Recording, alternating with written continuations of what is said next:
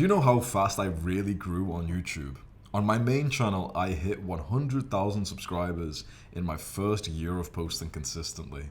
And then I hit 1 million subscribers a year after that. And this was all in a niche that everyone said was too saturated. So if you follow the advice that we're going to cover in this video, you'll get ahead of 99% of YouTubers just like I did. We're going to cover the 3 strategies that most people don't do that will set you apart. And I give you my word, the ideas that I've got here are very different. You know for a fact I don't use fucking ChatGPT to generate my script titles because we're going to go over some nuanced things here. If you don't know me already, my name is Hamza Ahmed. I've made about $2.5 million in profit, not revenue, profit from my YouTube channel so far.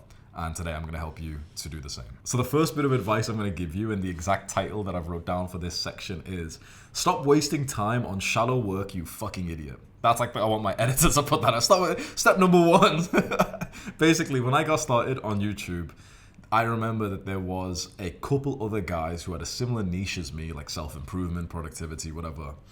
And we all had about the same amount of subscribers. The difference was that I didn't work like a fucking idiot. I did the important tasks and nothing else. The other guys who were on the same level as me, they were doing these stupid fucking tasks. Like, they kept on changing their profile pictures on YouTube. They kept on changing their channel banners, their channel description. And worst of all, they kept on commenting on my videos and on each other's videos. You know, like that kind of like the sort of fake quote where, you know, they'll copy paste the quote because they're hoping that some more people will click on their profile and they'll get some subscribers from that. My competition were doing that, comment maxing, comment farming, or whatever you want to call it. I just focused on making the best YouTube videos I possibly could. I got millions of subscribers. I checked up those guys. They've got like tens of thousands. Not bad. Like, you know, it's a full-time wage for them. Nice. But I generated like what, 10, 20, 50 times more success than they did. And I tell you, this is one of the biggest reasons I did not waste my time on stupid, shallow work tasks like most people. So once you understand this concept, it's going to help you to actually know, like, how should you be spending your time? There's shallow tasks, and then there's deep work tasks. Deep work tasks are the tasks that require full focus from you. Like, for example, recording a video or scripting the video or maybe editing the video if you don't have an editor yet. It's the tasks that are absolutely essential to being a YouTuber. Shallow tasks are basically everything else that might give you like a bit of a benefit, but it's not really significant. Like, for example, replying to comments on your videos or commenting on other people's videos in hopes that, you know, some people click on your profile and you get a couple of subscribers. Shallow tasks are the ones that you would never look back at the end of the month and kind of recollect thinking, oh yeah, I'm so glad that I did that.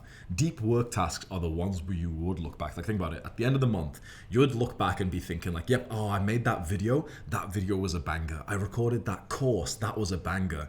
I scripted all those videos. Awesome, awesome, awesome. You'd always look back at that. When you go on your channel on YouTube, you'll see what you produced, the videos you scripted, the videos you recorded. Awesome. You'll never end the month or the week thinking, oh, I'm so glad that like I wrote 37 comments on other people's videos. You'll never do that. You'll never look back at the end of the week and be like, oh, what did I do that was productive this week? I changed my profile picture on YouTube. You'll never look back on those bullshit random tasks that pop up in your mind, like the random idea to change your profile picture or change your description once again, or to change your banner picture, or to write this random comment, or to reply this to this person. You'll never look back and be like, oh yeah, you know, what did I do productive today? I replied to that random guy's comment on my YouTube channel. I clicked on that little heart react thing on people's comments, or I pinned this guy's comments. You're not going to look back and think, oh yeah, that was some good work, bro, nice. This isn't to say that you can't do that. Every now and then, I'm stupid as fuck and I'll go on my phone and I'll randomly check comments and I'll reply as well. It happens to me. But I'm telling you, it's nowhere near as productive as just dedicating yourself fully to the deep work tasks. Now, what I've said sounds basic and you probably agree, but you also probably think, okay, Hamza, I get it. We should be prioritizing the deep work task, but it doesn't hurt that we do the shallow ones, right? I can reply to some comment. It's not going to hurt, right? Wrong. I want to give you an analogy that's going to make this so clear and it's kind of brutal. Imagine we're all on a plane and it crashes on an island and we have to survive on this island. There's 2 ways that we can get food on this island. The first way is we can get these little snails. Imagine there's thousands of snails all around us, like these little creatures. We can pick them up and we can eat them, and each one will give us 1 calorie. So each one of us need about 2,000 of these snails per day to maintain our weight. We can spend our entire day picking up these snails, eating them, and we get to survive. The second way that we can get food is by hunting boar. You've probably heard of that sort of data information thing, which is like, oh yeah, the average boar or cow has like hundreds of thousands, maybe even millions of calories that you can eat. Like 1 cow can feed a family for like 2 years, apparently. It sounds crazy, like, no, there's not that much meat. There actually is, right? There's like 1 million calories inside of a cow. So some crazy number like that, right? The problem is, if we try and hunt boar, we might not actually get one today. That's the scary part. So, most people who are stupid, including you, would probably choose to bend down, break your back, and pick up the snails because you get to eat some snails right now. You get to basically cash out and profit right now. The problem is, it's basically like a slow death. There's no escape. You can just about pick enough to maintain your, to like basically not starve, but there's nothing set up for the future to escape, to save yourself. It's just this constant little grind. It's kind of like working a 9-to-5 job where the money you get from the job just lets you survive in the apartment that you've bought to go to the job and pay off the car payments that you've got to go to the job. It's basically, okay, you can survive by eating the fucking snails. Most people would choose that because they're fucking cowards. Most people would reply to the comments. They'll just do all this bullshit, random little task that they can think of that feels like, it's kind of like keeping the treadmill running, but it's not setting them up for that big fucking prize, which in the space of YouTube is the videos that blow up, that 10x your channel, that get you a bunch of fucking sales. In the analogy of this deserted island, we get the boar, but the problem with going for the boar is we might not get it today, we might not get it tomorrow, we're hungry, we're not dedicating ourselves to picking up the snails, but you and I both know which one would be better. It'd be going for the boar, even if we have to fast for like 4 or 5 days. That's the one that will feed the entire tribe. We get the surplus of calories, we've got more energy, then we can build like a big rescue fire and finally, the next plane over sees us or the ship sees us, whatever. Do you see like the difference here? Most people live this quiet life of maintenance where it's like drip feeding poison. They just kind of keep themselves at this steady level. They just survive. Most YouTube channels just about survive. They post shitty content, the kind of content which isn't really that nice. They haven't focused on the deep work tasks, like, scripting the videos best as they possibly can. Like, you see the amount of fucking detail I write for my fucking scripts? There's like 100 points in here. Most people just kind of like, they passively just think about the video, whatever, and they spend more time picking up the fucking sales. Like, for example, replying to fucking comments, changing the little gay little profile picture. Should it be this one, this one? Like, anyone I see with a YouTube profile picture, which I can tell has been like edited and taken professionally, I just think, what a fucking pussy, bro. He's been sat there like changing. Oh, should the background be yellow or blue? It doesn't fucking matter. You still get fucking no views and no sales, you asshole. What are you wasting your time on? Should I change my profile picture one more time? Should I change the fucking channel banner? None of this is gonna make you prosper. None of like picking up snails and eating them is the same as the comments, the shallow work tasks. That is not going to make you thrive. What will make you thrive is hunting boars, which in this analogy is you making the best videos you possibly can do on your niche, on the sort of topic that would get you sales. You need to understand this lesson right now, and I guarantee you probably won't understand for a little while, up until maybe 6 months, 12 months from now, when you'll remember me saying this and you'll be like, Hamza was right. The only tasks that you should do in this business is script YouTube videos, record YouTube videos, and if you're poor and you can't get someone else to do it for you, edit the YouTube videos. That's it. Anything else in terms of like, oh, this random idea I got, oh, let me change the description again, let me do this. You'd be surprised, those things only take a few seconds, but for some reason, when you are the type of guy who does them, you do these big tasks like 5 times less. All of this waste of time, and I guarantee this is why so a lot of people who are watching this, their YouTube channels aren't really growing, because what grows your YouTube channel is not you replying to comments, it's not you changing your profile picture, it's you making the best videos you possibly can do on the niche of the product that you're going to sell. Okay, Hamza, I agree. Okay, fine. I'll just script videos, I'll record them, whatever. But that's only gonna take like a few hours a week. If I post, 1, 3, 5, 7 times a week, it's 5 to 10 hours of work a week. What should I do with the rest of my time? I'm a young man, I'm ambitious, I've got testosterone, let's go, I want to get more success. But if you're telling me to just like do this deep work stuff and nothing else, none of all the random bullshit I was thinking about, and you're telling me just script and record and edit and do no other work, I've got so much free time, I want to get better results, what can I do? And this is the second point I wanted to give you to get ahead of most YouTubers, and this is for the educational, self-improvement kind of niche. You don't have to be in self-improvement, you could be in a different niche, but as long as it's educational. And the second bit of advice I'm going to give you is live your niche. So first of all, what does niche mean? Niche is kind of like the topic that you're talking about. So if you're an educational YouTuber like I am on this channel here, this is my business channel. So it's business, money, success, productivity, whatever. My main channel is about self-improvement, fitness, sleep, diet, whatever. Yours might be about quitting porn. This other guy's might be about the carnivore diet. This other guy's niche might be about, I don't know, reading books or whatever. Like we all have like a major topic that our educational content is based on. The work, the grind that you can do, which is outside of just scripting the video, recording the video, which doesn't take much time, is basically make your life 24/7 like you're full-time on your niche. This is different from how most YouTubers are. So most YouTubers, like the beginners who struggle, which is probably you. Let's say your niche is like NoFap, for example. You make your NoFap videos, whatever, and then you spend the rest of your day just kind of fucking around, thinking about random stuff. You're thinking about fitness, thinking about the girl, thinking about this and this and this, whatever. That's how most YouTubers are. They don't live their niche. The reason why I got ahead whilst most other people didn't was because I was so obsessed, not just with YouTube, not with just the sort of concept of business and making money, but I was obsessed of the topic that I would talk about on YouTube, which on my main channel was self-improvement. I live, ate, and breathed self-improvement. Every conversation I had with people was about self-improvement. I'd go on a date and speak about self-improvement. I'd go on Discord calls with people and speak about self-improvement. I'd literally meet like fucking, I'd be training in the park and old men would come up and, just chit chat, whatever, in the morning. And I'd speak to them about self-improvement.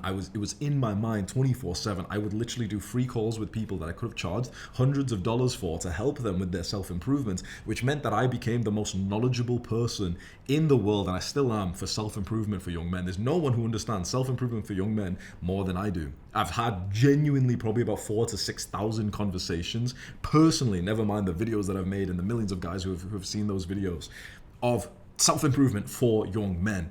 I became obsessed on the niche. What do you think happened to my content? Imagine the words that I would say, the stories that I would tell, the details, the nuance, the specifics that I knew that I could speak about in my niche when I was obsessed with it 24/7. Imagine I was doing free calls with people 3-5 times a day, 5 hours a day, just one-to-one calls with people saying, oh, Hamza, I'm trying to not to jack off, but I keep doing it. No, Hamza, I've got to fap before I go to sleep. Imagine what my next video on YouTube is going to be. Watch this if you feel like you need to fap before you go to sleep, and it's the same advice I gave to him, which worked. Just see, the point here is, if you want to get ahead of most YouTubers and you're in the educational space like I am, don't just make your YouTube videos and don't just do the minimum when it comes to the topic you talk about. Like for you, if it's testosterone, don't just, you improve your testosterone and now you make some videos. Like fucking obsess over it. You should always be reading a book on testosterone. You should be watching every fucking video you can possibly find on testosterone. You should be following people on Instagram, Twitter, whatever, who talk about testosterone. You should be talking about testosterone to your family every day. You wake up, you go to the kitchen and your dad's there cooking eggs and you tell him, oh yeah, eggs are good for testosterone. Like, you're obsessed with it, because then when your dad replies saying like, no, I was gonna cut eggs out because they're unhealthy, it increases your cholesterol, that's your next fucking video idea where you say, are eggs healthy for testosterone, or are they actually bad for you? Like, if you obsess over your niche or topic, you will get better at your craft on YouTube because you'll have way more nuance to talk about. This is how you can tell if a creator who's in the educational space is just bullshit or not, is if ChatGPT could have come up with the advice that they give to you. Most people use ChatGPT because they've got no fucking idea of like more than the basics. Imagine like a testosterone YouTuber. If all he says is like, yeah, go to sleep and lift heavy weights and don't drink out, like he tells you the basic shit that you've heard fucking 500 times, then this motherfucker isn't actually about this life. But when he tells you, oh yeah, my dad said this, oh, I was speaking to this, and this girl said this, I was speaking to this guy in the gym who takes TRT and he told me, do you see how that's different?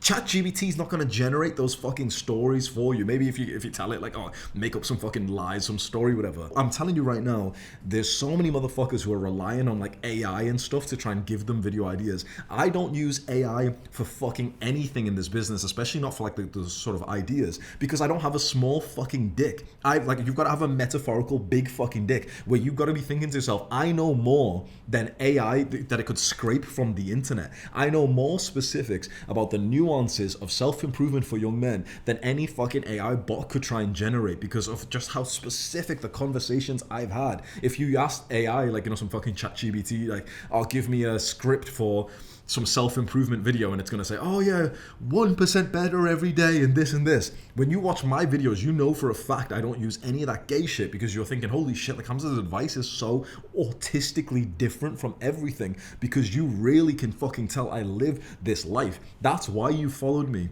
for probably what, like 1, 2, 3 fucking years. With all of the shit that I've been through in like the last few years, you still watch my videos to this day because you know that like you're watching someone who's really obsessive over the thing he teaches you.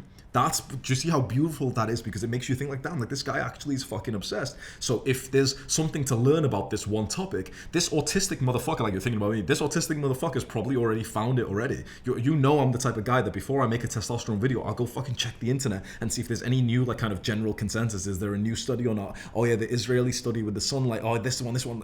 That makes you so much better at your work. So the big point is, if you are an educational YouTuber, and you've got a niche like testosterone or quitting porn or the diet or whatever, obsess over it, live and breathe it, learn as much as possible about it, because naturally you'll be better in your content when you start teaching it. When you make videos on your niche, which is exactly what you should do as an educational YouTuber, your content will be so special because it will be filled with these stories that everyone, even without kind of consciously thinking about it, everyone will kind of just know this is legit. Like, this guy really fucking cares about this topic. I watch a lot of YouTubers, or, you know, I don't watch them, but like I'll click on some shit every now and then, and you can just tell these motherfuckers don't actually live this life. And I'm telling you, those people are not getting sales, those people aren't getting respect from people. But when you position yourself as a guy who's obsessed over the sort of topic that you talk about, that's when people will trust you and think, yeah, let me buy this guy's course or coaching, because he's taught me something that I've never heard of any fucking YouTube video before. Like, let's say my main channel with testosterone, right? That's something a lot of young guys are into. And every motherfucker on YouTube tells you like, oh yeah, lifting heavy weights increases testosterone. I just made a testosterone video where I critiqued that and I said there's not even a single fucking study that actually shows that. There's one study that shows an acute boost in testosterone for like 25 minutes, but it sharply goes down after that anyway. Imagine you're watching that and you're thinking, first you're thinking, that's kind of sad because I thought lifting heavy weights would increase testosterone. But in your mind, without realizing, you'll be thinking, oh shit, like Hamza knows what he's fucking talking about. He's just disagreed with the fucking massive consensus because he's done so much obsessive autistic level research. Your brain would be thinking, yeah, Hamza knows what to do to increase testosterone, because I thought he'd say lifting heavy weights, but the fact he disagreed with it shows me he's actually a bit of a critical thinker. He's obsessed with this. Just see how that would make you. Trust me, it'd make you, if you were super interested in this and I said, oh yeah, testosterone course, coaching, whatever, link in description, you would be thinking, okay, well, if I'm going to listen to anyone, I'm going to listen to the guy who just gave me a new insight rather than everyone else who tells the same fucking shit. You know, everyone else gives you ChatGPT advice. That's the difference that I want you, for the second step, for you to beat 99% of YouTubers. You need to have so much extra nuance and stories and specific kind of anecdotes and analogies. Like, I've got so many analogies for like different kind of bits of advice that I give that I can just whip one out, like I did for that hunting the boar and the snails. And you're always going to remember that shit. Like, there's phrases I've made, which like I've literally officially made, like, you know, the Jeffrey Adonis brain points, those kinds of things, that now it's like anytime someone thinks about those things, I'm the expert who created it because I'm obsessed with the topic that I teach. So the big lesson here is not just that, you know, you stick to a niche on YouTube, but whatever your niche is that you talk about, obsess over it in your personal life. Read countless books on it. Like, if you've got the Amazon Kindle or whatever, or, you know, you read on your phone, get every book, like search for the topic, no fat, testosterone, whatever your topic is, and read every fucking book. Read one book, finish it, read the next one, keep going over, read the studies. Watch the podcast, see the debates, follow the people, get obsessed over it, and then in your personal life, speak to your fucking mother about it. Imagine you randomly, like, you're making your tea or your coffee, your mom's there, just like, you're just fucking annoying her, and you're like, oh yeah, so testosterone, actually, heavyweights doesn't actually, like, that's the level I want you to get to, because, look, I know this sounds weird. Don't you think this is what the killers on this platform are doing? You see Alex Hormozi, you see Iman Gadzhi. Those, I'm telling you right now, they talk business. Like, their niche is business. They talk business. I'm telling you, like, the guys who are absolutely killing it in this space of being an educational content creator, one of the reasons why they're killing it is because whatever they talk about in their content, they genuinely just really find interesting, so that they talk about it in their personal lives. For fun, they talk about it. Like, for example, in this business channel, you might not know this, but I'm connected really well with all these, like, business influencers and everything, and I'll just for fun talk to them about business. Just for fun, I'll be like, living my life in Bali, and someone will mention their business to me, and I'll almost randomly get into, like, business coaching, and I'm like, oh yeah, like, oh, so okay, you get leads like this, and then how many? Oh, okay, that's interesting. So your sales page isn't converting, that's the constraint. Have you recorded a few VSLs, doing a split test? It's like, I live this life, so it makes it so easy for me to just kind of like give better advice in the content. So that's a big lesson for you. Get obsessed over this. And maybe the bigger thinking here is to think, are you making content on the topic that you are or want to be obsessed over in your personal life? Because some people will make content in a topic that they don't actually give a shit about, and they're just like, they're just like fucking churning out brainless content. Like the faceless channels, you've probably seen them, the cringe fucking channels, like Far From Weak, Number 7, Lift Heavy, like the fucking cringe channel. There's like faceless, and it's just gay fucking, like fucking new age internet fucking content churning machines, where like they don't give a fuck about the content they're making. They're just randomly just trying to churn out and try and make a profit above the AdSense. You get my point, right? There's motherfuckers making videos on shit they don't care about, which to me, like, you know how retarded that is? Imagine there's people who make educational YouTube videos on topics they don't care about, but just because it makes money.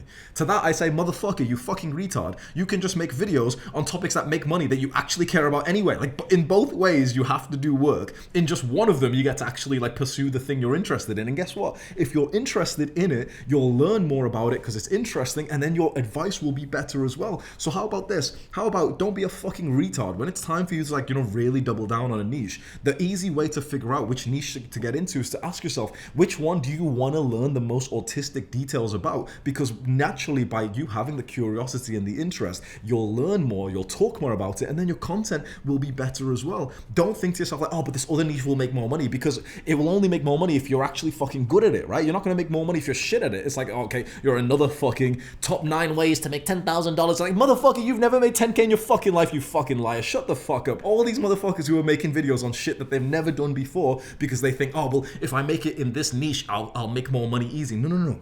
There's no niche that's easier than the other one. The answer is, which one could you be better at? You might think the money niche will make you more money, and technically you can make more money in that niche, but if you're shit at it, then you're just going to be shit at it. Better to be great at a niche that you actually are curious and interested in, which you'll be good at, than to be shit at a niche that might be more profitable if you were good at it, but you're not. So pick the niche that you're actually interested in, and then get obsessed over it. Talk about it 24/7 to your mother, to your friends on your Discord. Talk to everyone about it, because you'll notice you'll get these like random fucking insights, which I'm telling you, you won't get from books, you won't get from ChatGPT.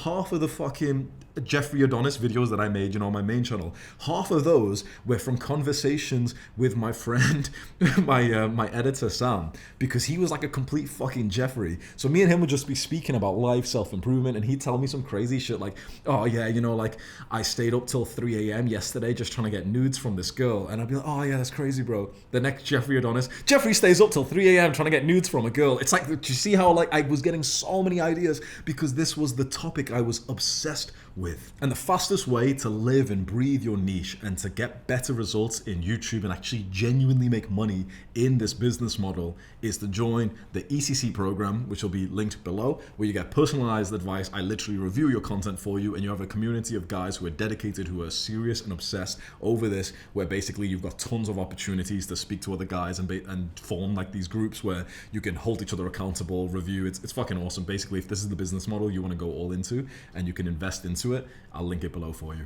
The third piece of advice I want to give you to make your YouTube videos better is intention. So just yesterday, I went on a call with those guys from that program I just mentioned, the ECC program. I do calls in there where I review our students' YouTube videos and stuff, which is, by the way, it's like pretty fucking valuable when you think about it. 2 million subscriber YouTuber looks at your YouTube videos and tells you what to do. And the biggest lesson of the entire hour that we spent together was intention. And what I mean by that is, one of the guys, the first guy that I reviewed, he had a niche where he's teaching dogs diet. So basically like the nutrition for dogs. I click on his video and it's him sat in his room and there's a gaming computer behind him, like an RGB, you know, like the computers that kind of light up and stuff. And I paused the video and I said, listen, I was speaking to him, but I was talking to everyone. I was like, listen, do you think he did that on purpose? Do you think he sat there and he went, yep, for this video on dogs nutrition, I should have my colorful gaming computer in the background? No, of course not. He didn't think that. He just positioned his phone and pressed record. He didn't have intention. He mindlessly recorded it. And then I said, what would have been better than this? And I spitballed the idea so quick because I'm fucking good at YouTube. I said, what should he have, you know, the sort of position of his camera? He should be sat on the floor with his dog running around, like, you know, tugging at his shirt and whatever. Why the fuck is his dog not on his lap right now? The video's about dog nutrition. Why doesn't he have the dog just like, you know, looking proper cute, playing around, and you can see that he's got such good energy with him? Straight away, all the boys, like, you know, in the live chat, they were like, oh my God, yeah, like, that completely makes sense. And I swear to God, one by one, I was reviewing everyone's YouTube video and it was the same piece of advice over and over. I was like, do you think he purposefully didn't make his fucking bed? Like, you know, his bed's behind him. Do you think he purposely, like, didn't make his bed before recording this for intention? No, he just didn't fucking think about it. It was like, another one was like, we have a student who just hit $10,000 in this program, but he made it through TikTok and he's just started on YouTube. And I was completely brutally honest and I said, yeah, his YouTube video was amateur as fuck. He randomly took like a pause. He randomly like scratched his face 10 seconds in, and I paused it again. And I said to the boys, do you think that was intentional? Do you think he planned, oh yeah, 10 seconds in, scratch my face for a specific reason? No, of course not. He just did it mindlessly. The lesson here is, at least for the first 30 to 60 seconds, everything should be with pure intention. You should have 100% intention and planning for the first 30 to 60 seconds of your video, the framing of your video, what you can see behind you, the clothing that you're wearing, the words that you say, what you do with your hands should be all planned. I shouldn't click on your video and see you randomly like fucking pick your nose or, you know, fix your eye or something in the first 5 seconds. No. 5 minutes into the video, by the way, 10 minutes, 20 minutes into the video, by all means, you can cough a little bit, you can stutter, you know, because it's like conversational style like this one is. Minimal editing is good. You don't need to be autistic. You don't need to have like a word-for-word script or anything. So later on, of course, after speaking for 5-10 minutes, I'm going to clear my throat in a way that I didn't plan to beforehand. You get my point, right? The point is, the hook, the first 30 to 60 seconds of your video should be 100% meticulously planned and intentional. Everything you do, the way that you speak, the way that you move your hands, what you've got behind you. Like, just think about that example I mentioned with the guy who makes videos about dogs. He didn't have a dog in his fucking video. Like, just think, now that I've said that, it sounds like fucking common sense. You'd be like, yeah, well, he should have had a dog in his video. But can you imagine, in his perspective, he just didn't have the intention. It wasn't even in his mind to think, oh yeah, the moment I said it, I think I saw him say something like, oh yeah, like, I can't believe I didn't have a fucking dog in my fucking video. It was the same thing with his thumbnails. I clicked on his channel, all of his thumbnails was just him sat there. I was like, how do you have a dog channel and I don't see a dog on your fucking profile right now? And he was like, oh yeah, like, and I don't blame him, you know, he's a new YouTuber, but the big lesson was like, everything you do in YouTube, in your videos, in your thumbnails, the hook, the first 30, 60 seconds of your video, the titles, it should be intentional. I shouldn't click on your video and in the first 5 seconds, I see you do something like, you know, fix your beard or something, unless you plan to for some special effect, you know, because it fits the video niche, whatever. But the idea just was that most amateurs are not intentional with their video. They mindlessly just set up their camera and press record. Why do you think we're recording here? Why do you think I have my fucking paid program open right now so that you can see some of these recognizable faces? It's intention. I purposefully thought of that. I purposely have put like these papers behind me because it establishes credibility university thinking, oh yeah, this guy really gives a fuck about his self-improvement, his goals, his whatever stack of books there, you'll automatically believe I'm more intelligent just because there's book there. I can't even read, bro. I just look at the pictures, I just color in, I struggle to color between the lines and stuff. But you just put these here and people think I'm intelligent now. Even one thing as well is, you can't see this right now, but there's a light right above me, and it was right about here. You could just about see it, like this sort of like brown casing of this sort of hanging light. My cameraman literally came here before and he moved the light up. Think about that level of detail for a second. I was about to record. You could just about see, like, imagine like this much of like a brown kind of thing here. We saw it on the lens. My cameraman literally got the light, which is coming down by like a sort of wire, and he kind of tied it in a knot so that it's not in the view anymore. Do you see that level of intention? That's professionalism. An amateur would have pressed record and been like, oh man, the light's in the way, whatever. Professionalism is where you sit down, you look at like your lens, you're like, okay, what can we see? Like, look at this, look, see that tiny little fucking white thing there? You probably didn't even notice, but that is an element of amateurish for us. We should have noticed my little air conditioning remote was there. That wasn't intentional. The fact you saw it there, it's not like before the video I said, oh, you know what would be good? We have this remote. This was my fault because I changed the air conditioning at the start of the video. But like, for example, this drink was here before. It was like that, I was drinking it. But then I thought, like, is there a reason for this drink to be here? Does it add to the vibe? Is it like part of the video? You know, if it's a video on dieting and I'm going to speak about juice or something, it would make sense. But if not, move it out the fucking way. You look at it and like, okay, so we've got this is good. What you've not seen is this screen that you see right now is it's like Google Chrome, and I've kind of moved it way to the side so you could see basically like the screen didn't look like this. I've zoomed it in and I've moved it like off the screen so that you can just about see like two of the courses that we've got inside of this like self-improvement program. That's the level of intention that I want you to have, where you get your phone ready or your camera, you look at every little bit, you're like, oh shit, like my door's slightly open. Why is that open? It's just kind of distracting. You can see the toilet or some shit. Okay, my bed's not fully made. Let me just go and make that. Now look, if it fits the vibe or if it's intentional, sometimes you can have a messy room behind you. If you're going to make a video on like, oh yeah, I struggle with depression, whatever, then having a messy room behind you is intentional. It kind of makes sense. But if you're making a video on like how to improve your mental health and your fucking bed's not made, do you see how that's like, it's so amateurish? You should have every bit of detail in your content, thinking, yeah, what's inside of the framing? What's the title? What's the thumbnail? Why is in the thumbnail, like, why is there a bit of white from like this picture that you downloaded from the internet? Why haven't you just removed that? This is you going from amateur to professional. So I want you to think for yourself right now, in what ways are you still an amateur? You record in the same probably position that you usually do. Have you actually thought why? Have you grabbed your phone and or your camera, moved it around your room to see where the best lighting is and the best setup is, what's behind you? Have you put something behind you that fits? If you are a bodybuilding channel, like a fitness channel, go get one of those posters of like Arnold Schwarzenegger, put it up on your wall behind you, because straight away we're like, oh, this guy is, he's learning from Arnold. Oh, cool. You got any medals or some shit that you've won? Put it up behind you, right? Do you see how like it's a extra little bit of attention, but it just shows us you're more of a professional because you thought of those little minute details. That's what I'm seeing lack in most of the beginners who I'm looking at. It's a lot of it's just mindless decision. Basically, there's no decision making. It's just mindless. It's unintentional. They just press record. It's just amateur shit. I want you to be literally calculating, what shirt should I wear?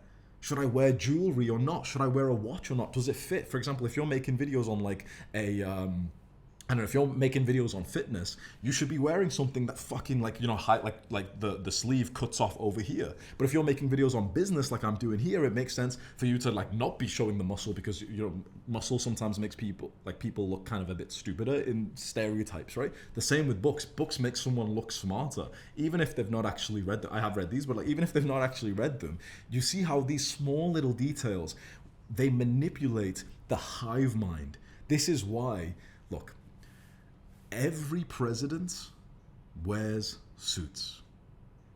Every US president wears a suit. That is the biggest kind of sales campaign on earth, is who will run for the US president. If wearing comfortable clothes was going to be like a better, more attractive thing, they would have figured that out, and we would have seen presidents in like tracksuits and grey dick pants and stuff, but you don't. You see them all in suits. Why? Because they're establishing high status. The only time you don't see a president in a full suit is when you see them wearing a suit without the blazer, without the tie, and they've rolled up their sleeves. When do they do that? when they're with the white collar or the blue collar workers, like the construction people, that's when they won't wear the full suit. They'll roll up their sleeves because it's psychological manipulation to be like, yep, see, I'm like down to work like you guys. I'm like here to work. But they'll usually be wearing a full fucking suit with a little American flag, with like a red tie and whatever. They'll be polished, clean shaven and stuff because they are appealing to the look that you need to go for. Everything is meticulously crafted. And what's interesting is some of the top influencers for the longest time did the exact same thing, where they meticulously chose the fancy watch that they were wearing, the clothing, whatever. All of it was intentional. This does not mean that you need to present yourself as like one of those rich Dubai influencers, because it probably wouldn't work for your niche. But it's more like you should be intentional and think, okay, what does work for my niche?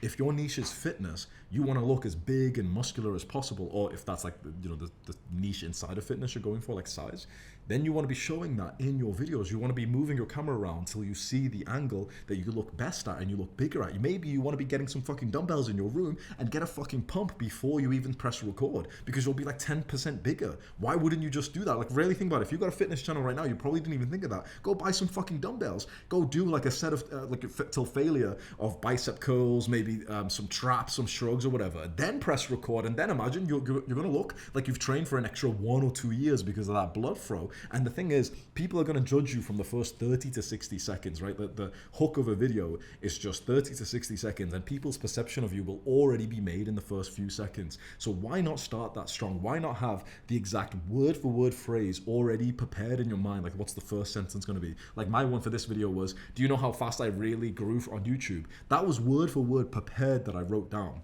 Now, later on, like I said, you don't need to be as autistic later. That little hand movement I just made there like 2 seconds ago, I didn't plan to do that before this video. Oh yeah, like 17 minutes into this video, do the little thing. I didn't plan to do it, of course not. Once you're like a few minutes into the video, that the sort of first impression has already been made, and that's the biggest part. Now you can be free flow. Now you can speak. Now if I stutter, it's fine. I wouldn't even tell my editor to remove it unless if it's pretty serious, whatever. But the first 30 to 60 seconds, you get zero leniency from the viewers. They don't fucking like you. You need to expect that the person who clicks on your video is an asshole, and he's going to judge you so negatively. And if you stutter in your first sentence, if you do some stupid shit like you put your hand in front of your face to fix something or whatever, people are going to find a reason to hate you and click off already. So this big lesson, have intention with everything you do on YouTube, especially in the hook of your video. Click and watch this video. Goodbye.